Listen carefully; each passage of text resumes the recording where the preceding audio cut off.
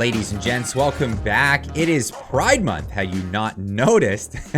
I laugh because there's no way to not notice these things anymore. Pride Month, of course, has become this massive celebration or a time of the year where multinational corporations will virtue signal to the public and force this stuff down everybody's throats. Now, this is also starting to move into school districts where a lot of parents are concerned of, well, the content that's being given to children, stuff of a sexual nature. And well, of course, there is times when Backlash comes in and other minority groups who are supposed to be protected are now on the chopping block when it comes to this. And we'll get into that a little bit later. We're going to start with this article from National Post. All schools must comply. Schools get heavy-handed against Pride Backlash.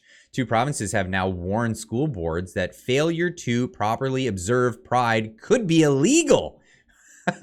That's unreal.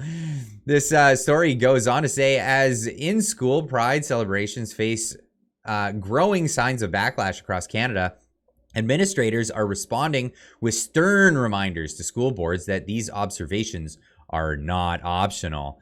It is incumbent on all school boards to ensure all students, most especially 2SLGBTQ+, I think I got that acronym out there correctly, students feel supported, reflected in their schools, and welcomed within our communities, Ontario Minister of Education Stephen Leachy wrote in a June 2nd statement to kick off Pride Month. He added that includes celebrating Pride. Now, on the evening just before June 1st, teachers in the Ottawa Carleton District School Board were sent a lengthy email reminding them that 2S LGBTQ representation in the classroom is a fundamental human right protected by law. This is what they're claiming now in Canada for students, children. We're talking about children here. Get Woke Up also writing an article on this. Of course, all the links in the description down below. Student worship of Pride is not optional in the Great Gay North. Schools across Canada, schools across the woke dystopian socialist nation of Canada force indoctrination on children with Pride Month propaganda. And this is where we're at with this here in Canada. Now, in North America, we've seen scenes across the landscape where, you know, people gonna give them a hard time arguing against this or saying what, you know, protesting against Pride things. This is events that are being pushed on children. Christians have been often singled out and said, no, I'm sorry, but your beliefs are not allowed here. You're not allowed to, you know, have your beliefs on this subject and express your beliefs publicly. Well, we've seen these cases where a man here is arrested for this, not actually agitating people, not actually committing any acts of violence or whatever, but being arrested in this case. This is, I believe, in the United States. This is also a scene in Canada. This is Josh Alexander. Today I was handcuffed and put in a paddy wagon for offering students Bibles on a public sidewalk in Calgary. I was released and told if I return, I would be arrested and charged. I continued handing out Bibles for I am not ashamed of the gospel of Christ, he says. And this is definitely a contentious moment when we're claiming tolerance in Canada here, and we're saying one group is allowed tolerance, but we can't tolerate another group. This is where things get a little contentious, and it's funny because here's our prime minister when he was asked when he was meeting with the Polish prime minister, what about the fact that Poland isn't so open to the big gay agenda? This was his answer here. Certainly raised concerns that we have around some of the reports coming out of Poland around LGBT rights, around democracy, and we had a frank conversation, as must be the case. We will continue to work together on a broad range of things, but we will continue to be there to stand up for the values that matter as well. So he says he stands up for that, and when he meets with world leaders across the world. Now, he did recently meet with the leader of Turkey, and a lot of people in the comments were asking, "Hey, why don't you get on the whole LGBT thing over there?" Now, Turkey, they have massive restrictions on expression. They're not the worst offenders of the world. They have allowed in the past pride parades and whatnot, but they have made in recent time restrictions against them. I'll leave a link so you guys can check this out, but for brevity, I'm just going to move on. Then you can just understand that that is not the case. He has not been sticking up for, he didn't bring this up in Turkey, that's for sure. Now, this is a contentious thing that has been happening, and some people decide they want to poke the bear, and the bear they poked.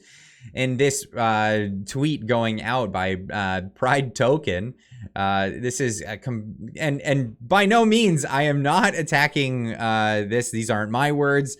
This is other people giving this out and having their own opinions on these subjects. But combating homophobia, lessons from the Prophet Muhammad here. And this one really, really poking the bear, let's just say, with over 11 million views so far on this one.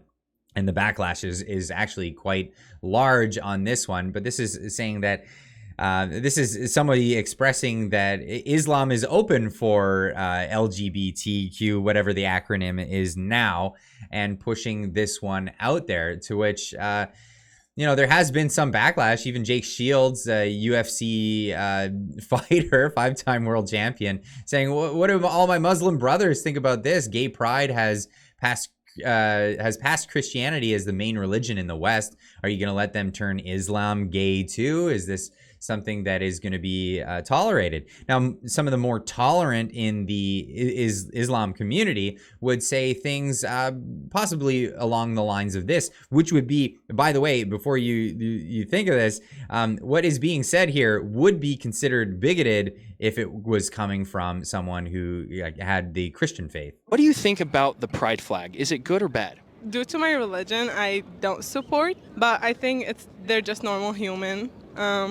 We don't hate them, but if we don't support them, it doesn't mean we should go and hate them. So more of American approach, kind of like, the freedom to do your own thing. It's their freedom of speech and freedom of choosing whatever they want to be. So that's obviously somebody's expression in this case, but other people have been expressing their concerns with the indoctrination of children in their schools.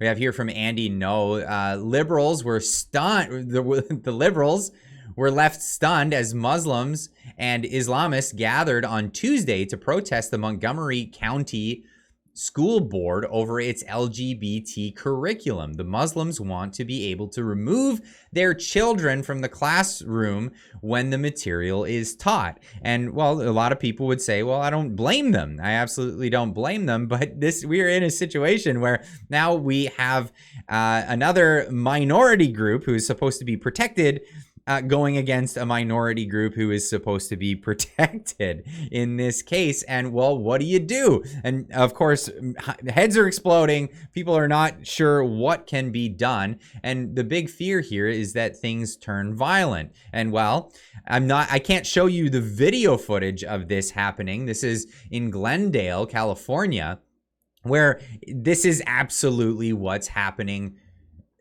in this case. In Glendale, again from Andy No, police rush in and save Antifa, of all the people. They're saving Antifa and far left protesters during a fight against Armenian Americans outside of a school board meeting. Many parents of immigrant background disapprove of schools celebrating pride events.